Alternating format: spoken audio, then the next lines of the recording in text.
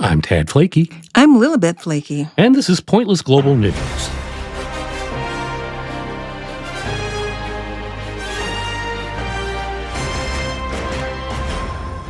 On today's show, doctors in the UK beg people to stop bringing in unsolicited urine samples. Next, a Peruvian man claims an 800-year-old mummy is his spiritual girlfriend. Finally, a man who enjoys prowling the beach at night as a cat. Now the details. Most people don't enjoy having to give a urine sample at a doctor's office.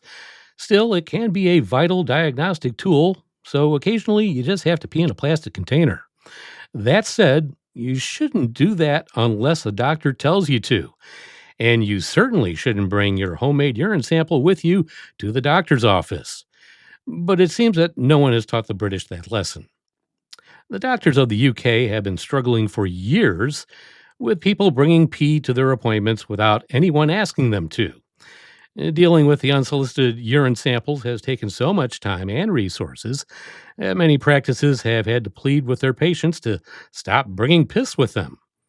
This issue recently resurfaced when a Scottish general practitioner was forced to put out a public notice.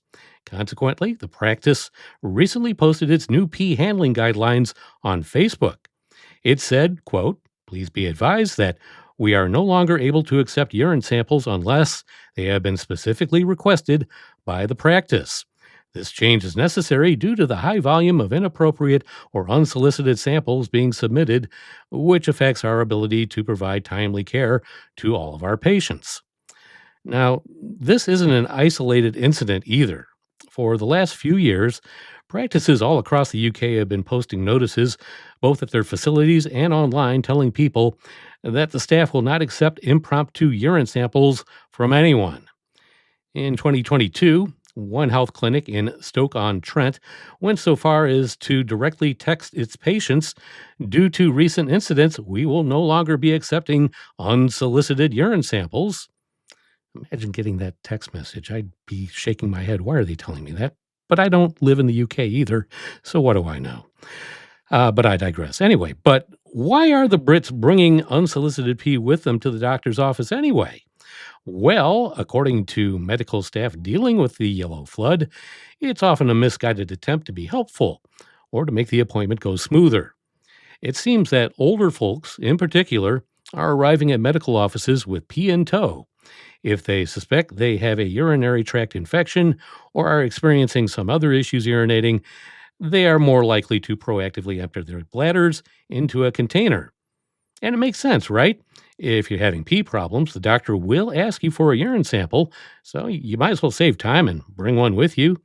At least you can pee in the comfort of your own bathroom. Of course, that's not how it goes. That's not how any of this works. You see, there are multiple reasons why the homebrew urine sample is completely useless for medical diagnosis. To begin with, some people have simply shown up with a cup of pee, handed it to the office staff, and gone home. Obviously, the doctors can't do anything with just a urine sample. Who does it belong to? What problems are they having? Is the sample even pee in the first place? We really, really want patients to speak to a clinician for a proper medical assessment before we ask them to bring a sample in, an anonymous doctor emphasized. But even if you did go see a medical professional, the pre-prepared urine sample is still a waste of effort. Or do you regularly sterilize your small plastic containers and keep them in a clean place? No, well, we're not surprised. And that's why doctors might find the remains of last week's leftovers floating around in your pee. We probably don't have to tell you why that makes accurately diagnosing your issues a bit challenging. So in either case, the practice staff are left to deal with an unnecessary biohazard. They'll have to follow strict safety guidelines to dispose of the undesired pee, and that takes time and money. With all that said, far be it from us to take away people's liberties to prepare as many urine samples in their own homes as they wish. We're just saying, don't bring them to the doctor, or for that matter, anyone else.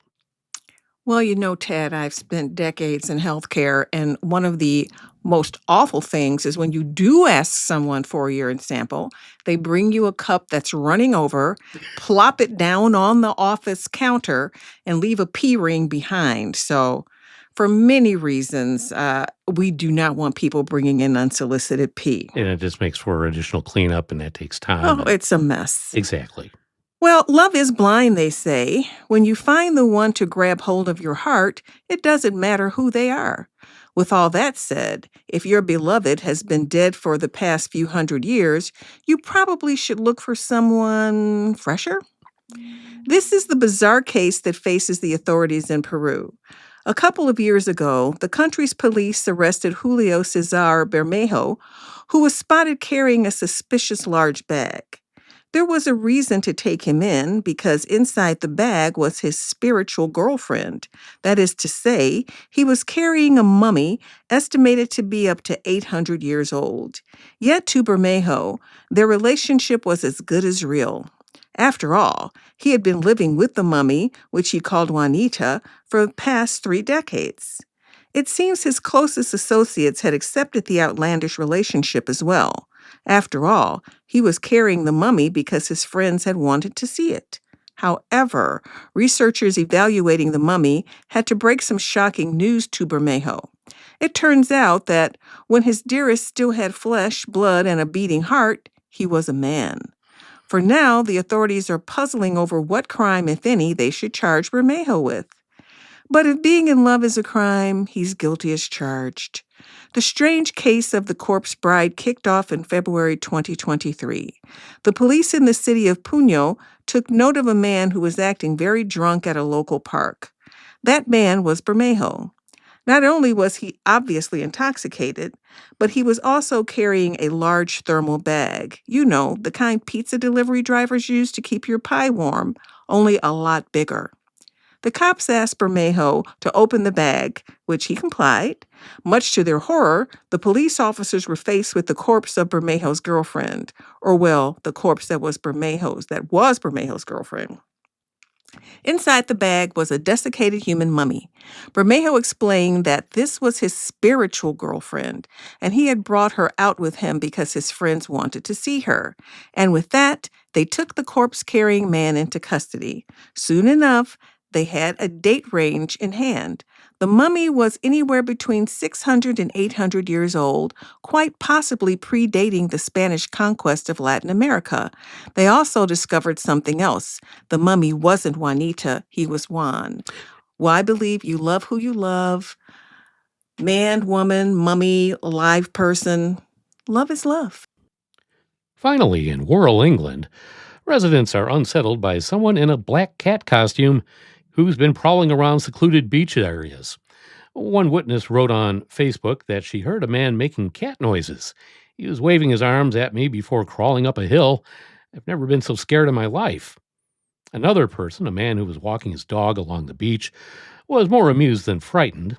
He said, "I don't know his name, but I think he's a nut job. He's definitely not out to frighten people. He just does it for fun. He just likes being a giant cat." Well, heck, who doesn't, right? I like being a cat. And I have only one thing to say about that, Tad. And that is meow. Meow. Yeah, of course. And that's a wrap for another Pointless Global News. Be sure to follow us wherever you get your podcasts. I'm Tad Flaky. I'm Lilibet Flaky. Stay pointless, my friend.